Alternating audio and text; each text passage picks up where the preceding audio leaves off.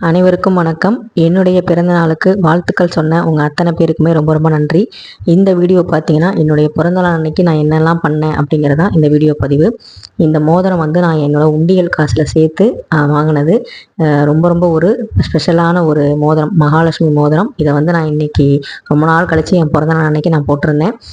அதுக்கப்புறம் வந்து துளசி அம்மாவுக்கு தீபம் ஏற்றிட்டு நிலைவாசலில் அந்த மாட தீபம் வந்து ஏற்றிருக்கேன், கற்பக விநாயகருக்கும் குலதெய்வத்துக்கும் சேர்த்து. வீட்டுக்குள்ளேயும் வந்து பார்த்திங்கன்னா நான் குலதெய்வ பானை வச்சுருப்பேன், அது நிறைய பேத்துக்கு தெரியும். அவங்களையும் வந்து குலதெய்வ ஆசையோடு நான் வந்து விளக்கெல்லாம் ஏற்றிட்டு இன்றைக்கி வந்து காமாட்சி அம்மன் வெள்ளி தீபம் வந்து ஏற்றிருந்தேன். ஏன்னா வெள்ளிக்கிழமை நான் ஏற்றிருந்தனால அதில் எண்ணெய் வந்து இருந்தது. ஸோ அதையே வந்து நான் ஏற்றிட்டேன். அதே மாதிரி கன்னி தெய்வத்துக்கும் நான் வந்து ஏற்றிருந்தேன். இந்த கன்னி தெய்வ வழிபாடு வந்து எப்படி செய்கிறதுன்னு சொல்லி ஒரு சகோதரி கேட்டிருந்தீங்க. கண்டிப்பாக நான் ஷார்ட்ஸில் வந்து கொடுக்குறேன், உங்களுக்கு கண்டிப்பாக பாருங்கள். என்னுடைய பிறந்த நாளுக்கு நான் பண்ண ஸ்பெஷல் பூஜை வந்து பார்த்திங்கன்னா அன்னபூரணி தாயாருக்கு அபிஷேகம் ஆராதனை எல்லாம் பண்ணியிருந்தேன். என்னென்ன அபிஷேகங்கிறத முழுசாக பாருங்கள். ஏன் வந்து அன்னபூரணி தாயாருக்கு நான் வந்து பண்ணேன் அப்படின்னா, ஒரு ஜீவன் வந்து இந்த உலகத்தில் ஒரு குழந்தை வந்து பிறக்குது அப்படின்னா அதுக்கு முதல்ல ஏற்படுறது பசி தான். அந்த பசியை போக்கக்கூடியவள் நம்முடைய தாய் தான். நம்மளுடைய அம்மாவுக்கு நம்மளால் அபிஷேகம் பண்ண முடியாது. அதனால் வந்து பார்த்திங்கன்னா எங்கள் அம்மாவாக நினச்சி எங்கள் அம்மாவை நான் அடிக்கடி வந்து அன்னபூரணி அப்படின்னு தான் சொல்லுவேன். ஏன்னா எனக்கு வயிறார வந்து சாப்பாடு போடுறவங்க எங்கள் அம்மா தான். அதனால் வந்து எங்கள் அம்மாவை நான் அன்னபூரணி நினச்சி இந்த அன்னபூரணி தாயாருக்கு நான் வந்து அபிஷேகம் பண்ணியிருந்தேன். நான் முதல்ல குடித்த உணவு அப்படின்னா அது வந்து தாய்ப்பால் தான். அதை வந்து நினைவு கூர்ற விதமாக என்னுடைய பிறந்த நாளுக்கு இந்த பூஜையை வந்து நான் செஞ்சுருந்தேன். மஞ்சள், குங்குமம், அதுக்கப்புறம் வந்து அன்னபூரணி தாயாருக்கே உரியதான அந்த அரிசியினால் வந்து பார்த்திங்கன்னா இந்த தடவை வந்து நான் அபிஷேகம் பண்ணியிருந்தேன். எனக்கு ரொம்ப சந்தோஷமாக இருந்துச்சு. காலையில் திடீர்னு தான் தோணுச்சு, எப்போவுமே வந்து நம்ம பூஜை பண்ணுறோம், விநாயகருக்கு பண்ணுறோம், முருகருக்கு பண்ணுறோம், சிவனுக்கு, குலதெய்வத்துக்கு கூட நம்ம பண்ணுறோம். ஆனால் நமக்கு வயிறார சோறு போடுற அன்னபூரணி தாயாருக்கு ரொம்ப நாளாச்சு பண்ணி, நம்ம பிறந்த நாளுக்கு ஸ்பெஷலாக நமக்கு உணவு கொடுக்குற, நம்ம வீட்டில் வந்து உணவு பஞ்சமே இல்லாமல் பார்த்துக்கிற நம்ம அன்னபூரணி தாயாருக்கும் எங்கள் அம்மாவுக்கும் நினச்சி நான் வந்து பார்த்திங்கன்னா இந்த பூஜையை வந்து நான் பண்ணேன். ரொம்ப வந்து மனசுக்கு நிறைவாக இருந்தது. கோவிலில் போய் அர்ச்சனை பண்ணுறதை விட எனக்கு வீட்டில் வந்து பார்த்திங்கன்னா இந்த மாதிரி எனக்கு பிடித்தவங்களை நினச்சி நான் வந்து அந்த பூஜையை பண்ணும்போது எனக்கு ரொம்ப ரொம்ப சந்தோஷமாக இருந்தது. அதுக்கப்புறம் அபிஷேகம் முடிஞ்சு மஞ்சள் குங்குமம்லாம் வச்சுட்டு அன்னபூரணி தாயாரை வந்து அரிசி பானையில் வந்து உட்கார வச்சுட்டேன். ரொம்ப சந்தோஷமாக இருந்தது. பிறந்தநாள் அப்படின்னாலே வந்து பார்த்திங்கன்னா ஏதாவது ஒரு மனசங்கடம் ஏற்படும். அது நம்ம சந்தோஷமாக இருக்கணும்னு நினச்சாலே ஏதாவது ஒன்று நடக்கும் இல்லையா? அந்த மாதிரி வந்து நடக்காமல் இந்த தடவை வந்து என் கணவர் வந்து ரொம்ப நல்லா என்னை வந்து வெளியே எனக்கு பிடிச்ச இடத்துக்கு கூட்டிகிட்டு போனாங்க. அது என்ன இடம் அப்படின்னு சொல்கிறேன். இந்த saree வந்து பார்த்திங்கன்னா நான் பூஜை பண்ணும்போது கட்டியிருப்பேன்.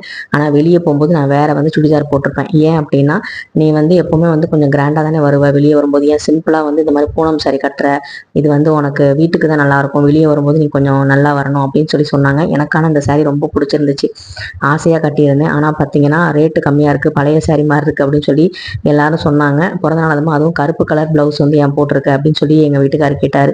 சரி, ஓகே, நம்மளோட ஆசையை நிறைவேற்றுற இவங்களுக்காக நம்ம வந்து ஒரு மாற்றம் பண்ணிக்கலாம் அப்படின்னு சொல்லிட்டு பூஜை முடித்தோடனே நான் வந்து பார்த்திங்கன்னா வேறு சுடிதார் வந்து போட்டிருப்பேன். ஸோ இந்த சுடிதாருமே வாங்கி வந்து பார்த்திங்கன்னா 2 வருஷம் முன்னாடி தீபாவளிக்கு வாங்கினது அப்படியே வந்து இருந்தது. அது கூட நான் நிறைய தடவை ஷார்ட்ஸில் கூட வந்து சேவிங்ஸ் பற்றின அந்த பொட்டிக்கு போகாமல் அவங்க வீட்டில் இருக்க பெட்டியை பாருங்கன்னு சொல்லியிருப்பேன். அந்த பெட்டியை பார்த்து இந்த ட்ரெஸ்ஸை வந்து இன்றைக்கி போடலாம், நாளைக்கு போடலான்னு சொல்லி தள்ளி போட்டிருந்தேன். அது கரெக்டாக என் பிறந்தநாள் அன்னைக்கு போடுற மாதிரி ஆயிடுச்சு. அதுவே வந்து எனக்கு சந்தோஷமாக தான் இருந்துச்சு. எனக்கு வந்து பார்த்திங்கன்னா அந்த சுடிதார் ரொம்ப பிடிச்சிருந்துச்சு. அதனால் போடாமலே வச்சுருந்தேன். ஒரு நல்ல கிராண்டாக ஏதாவது ஒரு ஃபங்க்ஷனுக்கு போது போட்டுக்கலாம் அப்படின்னு நினச்சிட்டு இருந்தேன். ஆனால் வந்து பார்த்திங்கன்னா எங்கள் வீட்டுக்கார் வந்து சொன்னதுனால அந்த நாளில் வந்து எந்த ஆர்குமெண்ட்டு, எந்த ஒரு விஷயமும் பண்ணக்கூடாதுன்னு சொல்லி நான் காலையிலே மைண்டில் வந்து ஃபிக்ஸ் பண்ணிட்டேன். கடவுளுக்கும் வந்து பார்த்திங்கன்னா இந்த மாதிரி ஒரு சொந்தங்கள் கொடுத்ததுக்கு, எனக்கு நல்ல வாழ்க்கை கொடுத்ததற்கு எல்லாத்துக்குமே வந்து நன்றி. நான் கஷ்டத்தில் இருந்தாலுமே எனக்கு நல்ல மன தைரியத்தை முதல்ல கொடுத்த அந்த இறைவனுக்கு நன்றி சொல்கிறேன். ஏன்னா நமக்கு வந்து படிப்பு, அறிவு, அதே மாதிரி தைரியம், மன தைரியம், இதுதான் வந்து நமக்கு அழியாத சொத்து. இது கரெக்டாக இருந்தாலே, தன்னம்பிக்கை இருந்தாலே நமக்கு எந்த சூழ்நிலை வந்தாலுமே நம்மளால் வந்து சமாளிச்சிட முடியும். இப்போ நிறைய வந்து பார்த்திங்கன்னா லாக்டவுன் போட போகிறாங்க, இந்த பற்றாக்குறை வரும், அந்த பற்றாக்குறை வரும், இந்த போர் நடக்கும்னு சொல்லி நம்ம பயமுறுத்திக்கிட்டே இருக்காங்க. ஆனால் நான் எப்போவுமே நினைக்கிறது, எல்லாத்த விட ஒரு பெரிய சக்தி இறைவன் தான். அவர் நினச்சா இந்த வெயில கூட ஒன்றுமே ஆக்காமல் ஒரு நிமிஷத்தில் வருண பகவான்கிட்ட சொன்னால் மழை பொழிய வச்சிருவார். இந்த போரை நடத்துகிறவங்கள கூட ஒரு நிமிஷத்தில் ஆட்டி படைச்சிருவார். இந்த போரை நிறுத்துறதுக்கு என்ன பண்ணுமோ செஞ்சுட்டு போயிடுவார். ஆனாலும் கலிகாலம், இதை நம்ம அனுபவிச்சு தான் ஆகணும். சில நேரங்களில் நம்ம பண்ணுற பாவங்களுக்கும் நம்ம கர்மாக்களுக்கும் ஏற்ற மாதிரி இந்த மாதிரி விஷயங்கள் நம்ம தாங்கி தான் ஆகணும். அப்படிங்கிறதுக்கு நம்ம இந்த மாதிரி விஷயங்களை ஏற்றுக்கிறோம். ஆனால் கடவுள் நினச்சா கண்டிப்பாக இதெல்லாம் மாற்றவும் முடியுங்கிறத நம்ம மறக்கக்கூடாது. அதே மாதிரி இன்னைக்கு வந்து பார்த்தீங்கன்னா ஸ்பெஷலாக வந்து முதல்லையாக மாப்பிள்ளை சம்பாவில் இட்லி வந்து பண்ணியிருந்தோம். நாள் வந்து மாவு ஆட்டியிருந்தோம். அதை வந்து பார்த்தீங்கன்னா சூப்பராக வந்து மாவு வந்துருந்தது. அதில் வந்து இட்லி சாப்பிட்டேன். அவ்வளோ சூப்பராக இருந்துச்சு. ஒரு பிறந்தநாள் அதுமா வந்து ஒரு ஹெல்த்தியான ஒரு சாப்பாடு வந்து சாப்பிட்டதில் எனக்கு ரொம்ப ரொம்ப சந்தோஷம். எனக்கு அரிசி மாவு இட்லியோட இந்த இட்லிக்கு இப்போ வந்து நான் ரொம்ப அடிக்ட் ஆகிட்டேன். ஒரு நாள் தான் சாப்பிட்டேன். எனக்கு ரொம்ப ரொம்ப பிடிச்சிருந்துச்சி. அதே மாதிரி எனக்கு யூடியூப்லேருந்து ஒரு கிஃப்ட் அமைச்சிருந்தாங்க. அது என்னென்னா 500 வியூஸ் வந்து ஒரு ஷார்ட்ஸ் வந்து போயிட்டுருக்குன்னு சொல்லி எனக்கு மெசேஜ் வந்துச்சு அன்றைக்கி. அதுவுமே எனக்கு சந்தோஷமாக இருந்தது.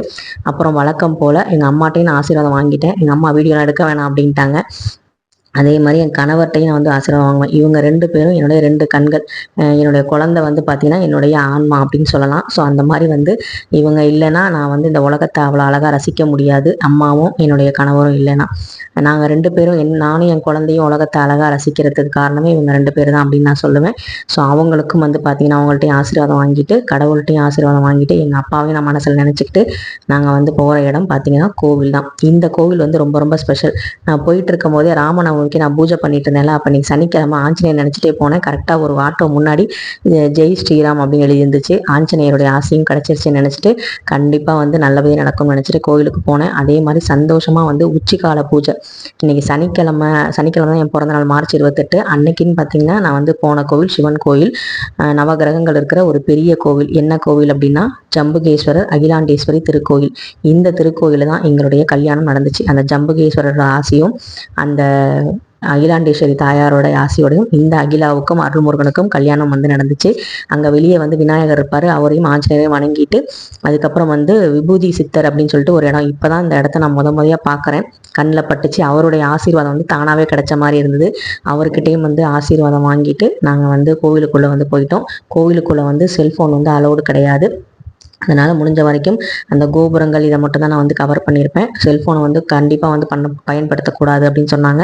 அப்புறம் 108 சிவலிங்கங்கள் தரிசனம் வந்து சனிக்கிழமை அதுமா என் பிறந்தநாள் அதுமா நான் வந்து தரிசித்தேன். ரொம்பவே சந்தோஷமாக இருந்துச்சு. அதை விட பெருசாக ஸ்பெஷலாக இந்த பொங்கல் அதாவது தயிர் சாதம் வந்து கொடுத்துருந்தாங்க. சிவனுடைய பிரசாதம் வந்து கிடச்சிது. அகிலாண்டேஸ்வரி தாயார் கோயிலில் அகிலா யானையோட ஆசீர்வாதமும் நாங்கள் 2 பேரும் வாங்கிக்கிட்டோம். ரொம்பவே வந்து மனசுக்கு நிறைவாகவும் ரொம்ப சந்தோஷமாகவும் இருந்தது. நான் பண்ணுற குபேர பூஜை பற்றி உங்களுக்கு தெரியும். லக்ஷ்மி குபேர பூஜை நான் பண்ணுறேன் அப்படின்னு சொல்லிட்டு. அதே மாதிரி இங்கே குபேர லிங்கம் வந்து இருப்பாங்க. இந்த கோவிலில் வந்து எங்களுக்கு கல்யாணம் நடந்துச்சதுனால எனக்கு ரொம்ப ரொம்ப பிடித்தமான ஒரு கோயில். அங்கே போய் பார்த்தீங்கன்னா குபேர லிங்கமும் இருப்பாங்க. அங்கே அவரையும் வந்து பார்த்தீங்கன்னா தரிசனம் பண்ணியாச்சு. இவருக்கு வந்து பிரதோஷம் பௌர்ணமி நாட்களில் அபிஷேகம் வந்து நடக்கும். 5 மணிக்கே வந்து நம்ம வந்து அபிஷேக பொருட்கள்லாம் கொடுத்தோம் அப்படின்னா அவங்க வந்து கலந்துக்கலாம் இந்த பிரதோஷ வழிபாட்டில் அப்படின்னு சொல்லி பக்கத்தில் போர்டு போட்டிருந்தாங்க. அப்புறம் எனக்கு ரொம்ப பிடிச்ச மரமான வன்னி மரம், அவங்களுடைய ஆசையும் அந்த குபேரலிங்கத்துக்கு பக்கத்துலேயே வந்து இருந்தது.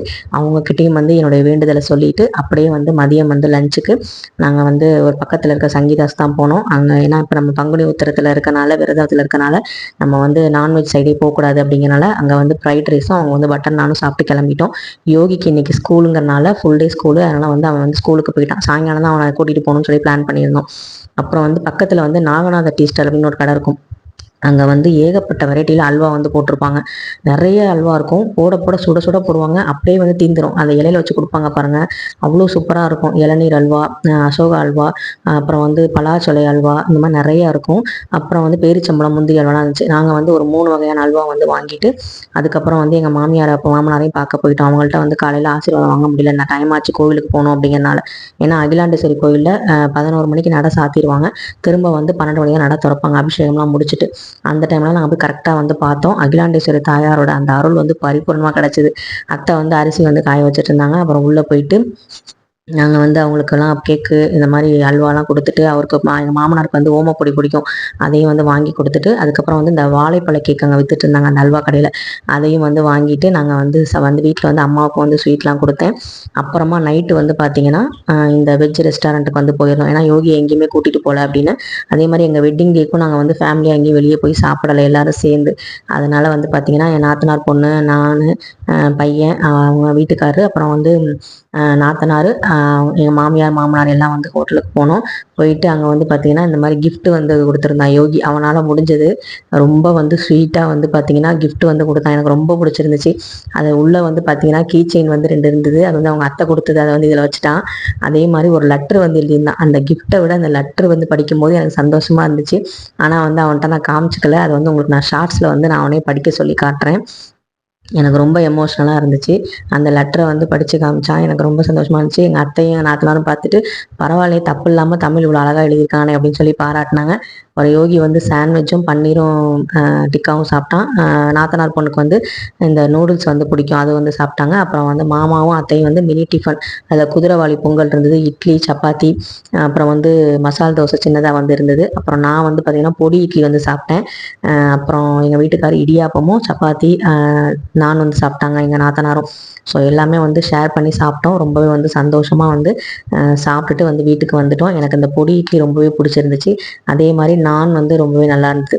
ஸோ இது வந்து பார்த்திங்கன்னா எனக்கு ஒரு ஸ்பெஷலான ஒரு பர்த்டேவாக ஆக்குனதுக்கு எங்கள் வீட்டுக்காருக்கும் என்னை படைச்ச இறைவனுக்கும் அந்த கிஃப்ட்டை கொடுத்த என் குழந்தைக்கும் வந்து பார்த்திங்கன்னா ரொம்ப ரொம்ப சந்தோஷம்.